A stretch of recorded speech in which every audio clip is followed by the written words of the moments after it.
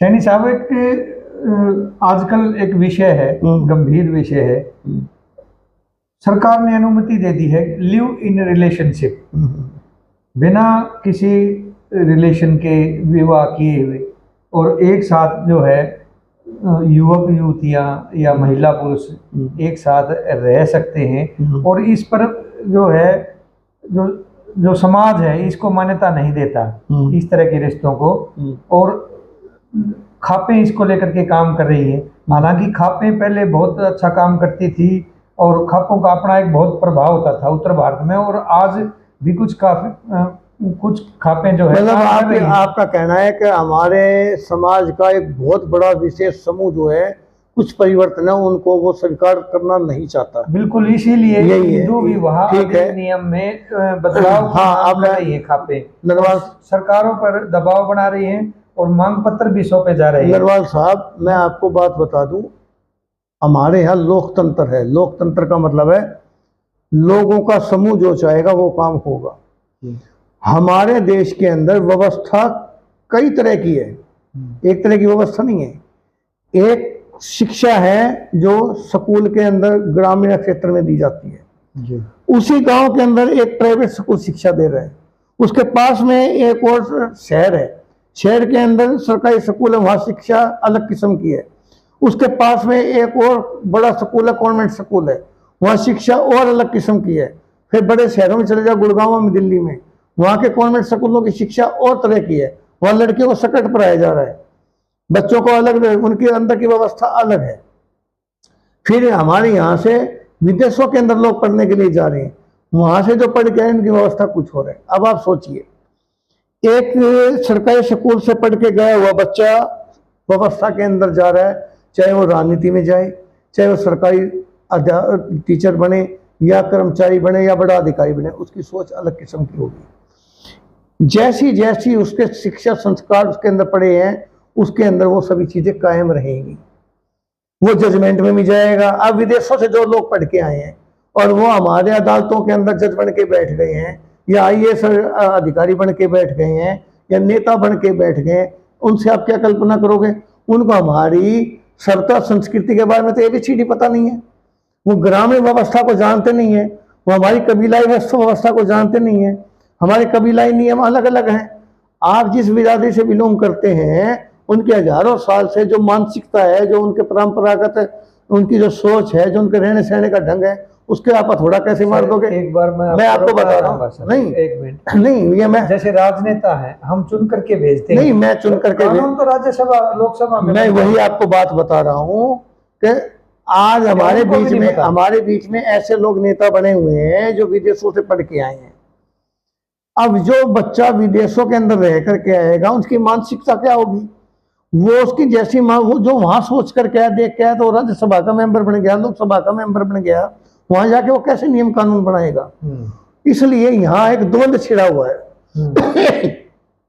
सरकार जो चीज बनाती है वो आम पब्लिक में जाकर रिजेक्ट हो जाती है। अब आपने देखा होगा, अमूमन कई बार कई जगह छोटी छोटी उम्र में लोग शादी कर रहे हैं जो ट्राइबल लोग हैं, और उनके जाके अचानक कुछ लोग पुलिस के साथ जाते हैं, उनका सामान खिंडा देते हैं, उनको अरेस्ट कर लेते हैं। वो देखते रह जाते हैं ये क्या हो गया।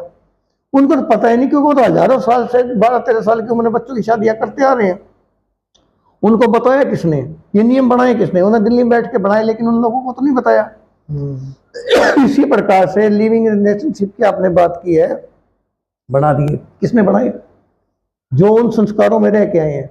लेकिन हमारे क्या ग्रामीण क्षेत्र में ये मान्य है? बिल्कुल भी नहीं, कतई मान्य नहीं।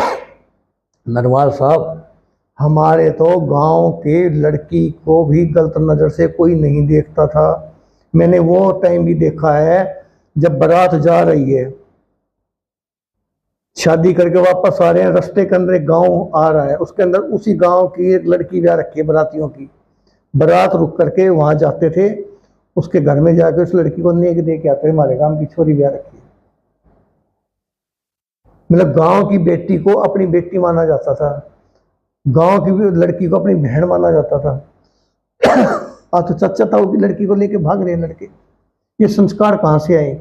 ये संस्कार आए जो हमारी शिक्षा पद्धति के अंदर जो चेंजिंग आई है, सारा जो ऊपर से जो सिस्टम बदला हुआ है, अब द्वंद छिड़ा हुआ है।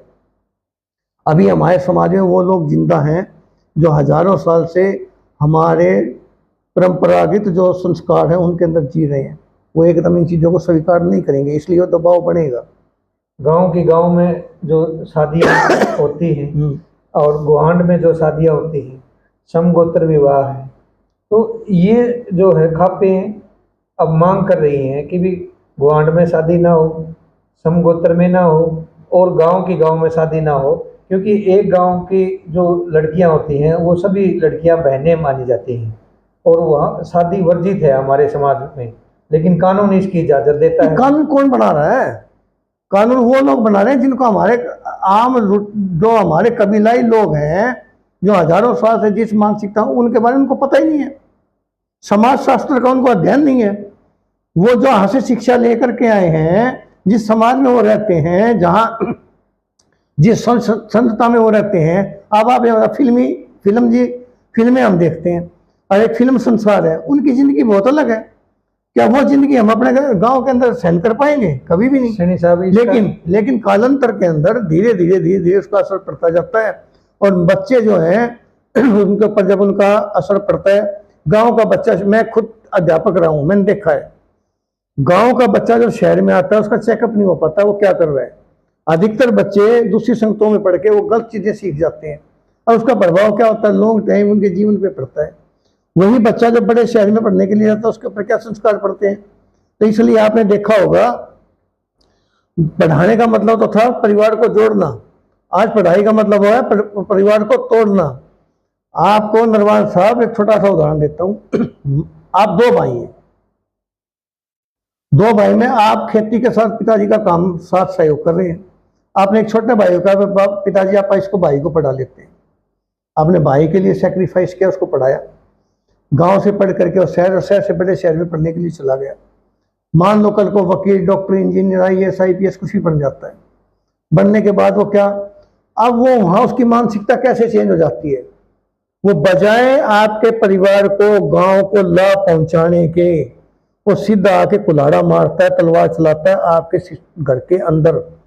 वो क्या कहता है, मुझे मेरा हिस्सा दो, मेरे घर में हिस्सा दो, मेरी जमीन में हिस्सा दो, संपत्ति में मुझे हिस्सा दो।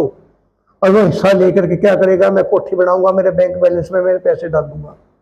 पढ़ाया आपने किस लिए था? आपने परिवार के उत्थान के लिए।